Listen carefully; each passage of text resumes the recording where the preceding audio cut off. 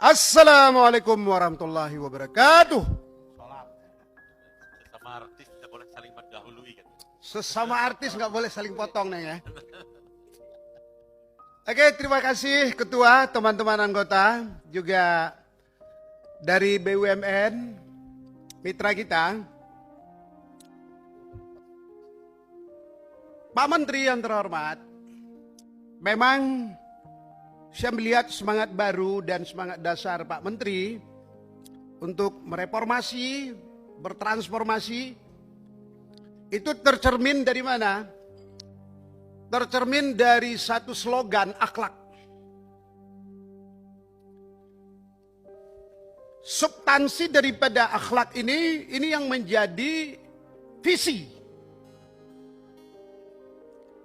Karena saya contohkan, ada salah seorang pengusaha hebat di zaman kerajaan Aceh Darussalam.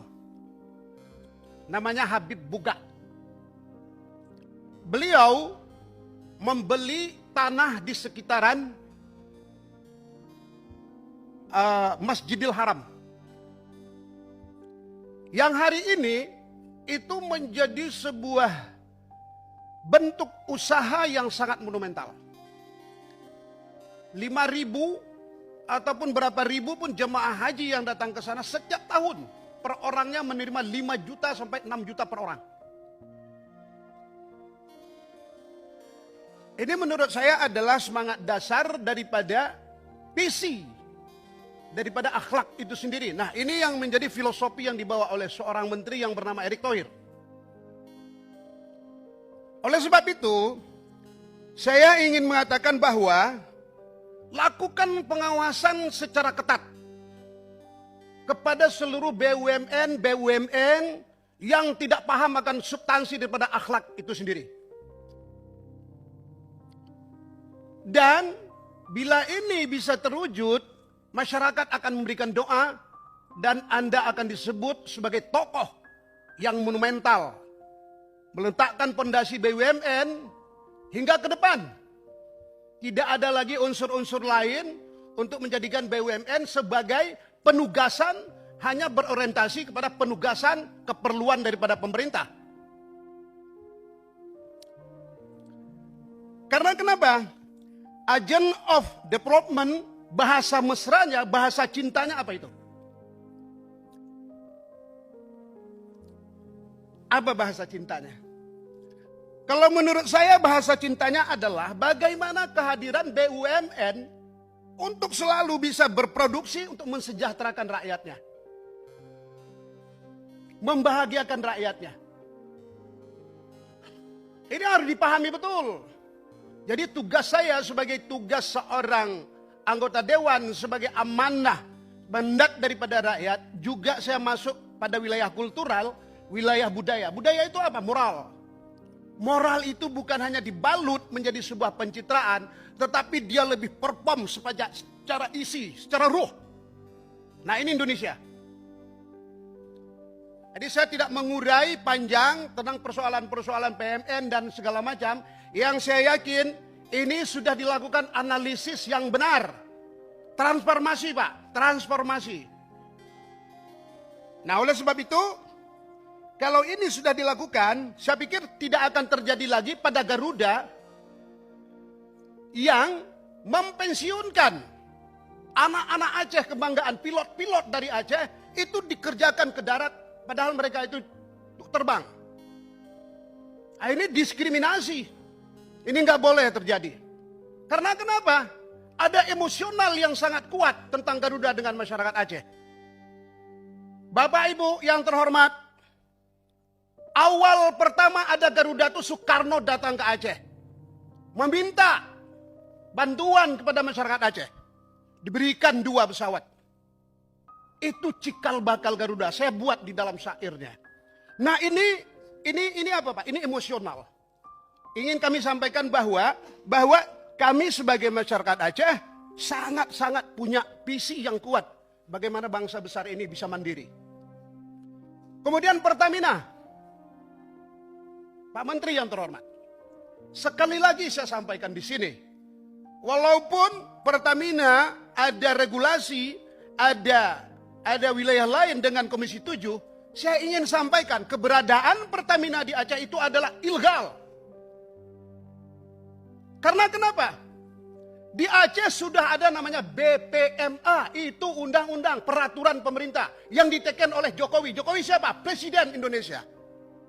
7 tahun.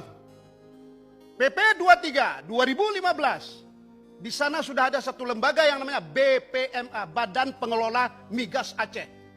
Sampai sekarang Pertamina tidak pernah mau melakukan koordinasi pengawasan yang dilakukan oleh BPMA, malah masih ke SKK Migas. Ini salah. Nggak boleh terjadi, saya berulang kali sampaikan. Kemudian banyak lagi tentang kereta api menurut saya Pak Menteri. Kalau kereta api sudah diurai oleh teman-teman, mohon maaf, waktu zaman Belanda kereta api Aceh Medan sampai. Sekarang per kabupaten aja nggak nyampe. Mending itu di stop.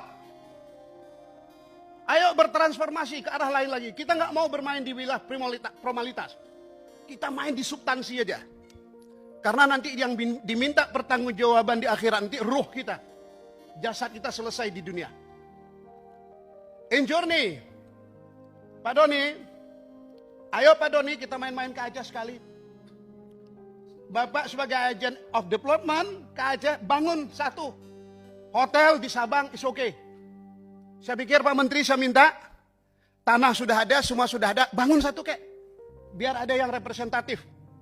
Ujung barat ini menjadi roh nih kekuatan Indonesia. Ya Pak ya. BSI satu lagi Pak Menteri. BSI kalau menurut saya hari ini adalah kecelakaan kemarin, musibah kemarin kita pahami. Itu ada sesuatu yang error. Tetapi secara substansi ingin saya sampaikan lagi. Ayo bangun komunikasi dengan Aceh. BSI bangun komunikasi dengan Aceh bagaimana kita menangkap emosionalnya seperti yang disampaikan oleh Pak Dedi, resonansinya, getarnya harus sampai. Ini menjadi satu komunikasi yang harmonis. Bagaimana substansi daripada syariah itu sendiri. Jangan nanti orang katakan bernama syariah saja, tapi substansinya tidak syariah. Malah bank konvensional memberikan kemudahan-kemudahan interaksi bisnis bagi pada pengusaha-pengusaha yang ada di Aceh. Nah ini keluhan-keluhan. Jadi jangan terjadi lagi. Kemudian RNI, ayo bergerak. Bapak, yang RNI mana orangnya? Ya, coba Bapak lebih berani aja. Saya pikir apa yang disampaikan oleh Pak Haris ini penting. Ya Pak ya. Ayo lebih berani saja. Saya pikir pemerintah nggak menutup mata itu. Reasuransi, ada direkturnya di sini. Ya, mohon maaf, reasuransi, publik sudah melihat, publik sudah membaca bagaimana track record reasuransi. Bapak dulu di Jiwasraya, benar Bapak? Bukan ya? Oke, sorry, mohon maaf, saya nggak begitu ini. Ya, yang saya mau adalah IFG ya, IFG ya. Ayo sekali lagi menurut saya. Bagaimana kasih sayang daripada Komisi 6 yang begitu indah sekali dengan BUMN. Semoga ini menjadi hubungan mesra Bapak. Hubungan cantik. Hubungan mesra. Ya kita nggak mau menghujat, kita nggak mau yang lain. Jadi kita bergerak karena Indonesia ini, cita-cita daripada pendiri Indonesia adalah bagaimana membangun kebahagiaan di dalam hati rakyatnya itu sendiri. Terima kasih. Assalamualaikum warahmatullahi wabarakatuh.